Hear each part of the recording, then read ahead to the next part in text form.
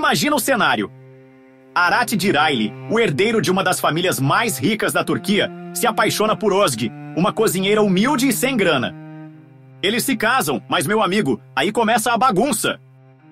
Ela entra na mansão da família Diraili e pensa que vai viver um conto de fadas. Mas o que ela encontra é um verdadeiro campo minado de intrigas, traições, raiva reprimida e até a sombra de uma esposa falecida que ainda assombra a casa. Drama puro! E aí, pessoal, beleza? Eu espero que sim. Sejam bem-vindos ao canal Elite e hoje a gente vai falar sobre uma série que chega com tudo, mas infelizmente não fica por muito tempo. Kill Mazalan.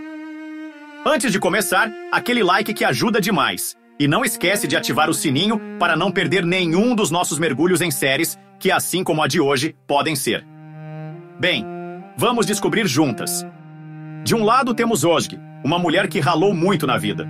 Ela é chefe de cozinha, trabalha no mesmo restaurante há 6 longos anos, sabe o que é lutar por cada centavo. Do outro lado do espelho, num universo paralelo de riqueza e poder, existe Arat Diraili. O cara é o herdeiro de uma das famílias mais ricas e influentes de toda a Turquia. Dinheiro, impérios, negócios. Ele tem tudo menos, aparentemente, a paz de espírito. E aí, o destino resolve pregar uma daquelas. Eles se encontram. E não é que acontece aquele clichê delicioso? Eles se apaixonam. É lindo, é rápido. E num piscar de olhos, Özge vira a noiva de Arat, trocando o calor da cozinha pelo ar gelado e luxuoso da mansão dos Diraili. Só que, meus amigos, a casa cai. E como cai? Porque a mansão Diraili não é um lar, é um campo de batalha. Vem comigo!